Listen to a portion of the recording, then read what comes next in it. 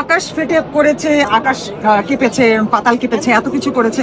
তাদের আকাশ কেঁপেছে, পাতাল কেঁপেছে শুধুমাত্র একটা বিষয়ে, একটা গ্রুপের জন্য, সবার জন্য না, ইন জেনারেল না। যদি ইন জেনারেল হতো তাহলে যে ব্যক্তিগুলো তখন চিৎকার করেছিল সেই ব্যক্তিগুলো এখনো চিৎকার করতো। 300টা আমরা তো হিসাবে, সরকারি হিসাবে 300টার মতো পেয়েছি, কিন্তু এর বাহিরেও অনেক অনেক বেশি নাম্বার হবে বলে আমার ধারণা।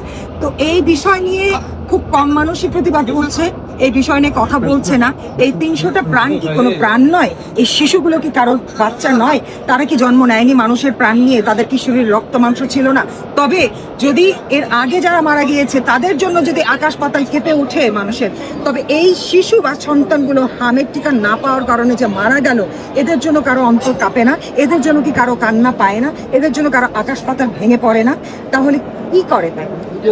তাহলে বোঝাই যায় যে তারা শুধুমাত্র একটা পক্ষের জন্য কথা বলে, সবার জন্য কথা বলে না। It is very sad. এবং আমি চাই যে এই যে একটা দুর্ঘটনা ঘটে গেল, অনেকগুলো দুর্ঘটনা আমরা কিন্তু ডক্টর ইউনূসের ক্ষমতা থাকার সময় অনেক, একটা দুটো না, অনেকগুলো দুর্ঘটনা দেখেছি।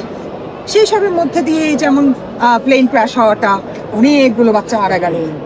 তারপরেই হামে ছোট্ট ছোট্ট নাদান বাচ্চাগুলো, এত মাসুম, 1.5 বছর, 2 বছর, 2.5 বছর, 3 বছর, মানে ক্যান ইউ ইমাজিন এই বাবা মার আহাজারিগুলো? আমি একজন নিজের মা হয়ে আমি এটা চিন্তা করতে পারি না ভাই। আমি আর কথা বলতে পারবো না, আমার খারাপ লাগছে। এখন কেউ কথা যেহেতু বলে না, আমিও ওইসব নিয়ে কথা বলতে চাই না। যারা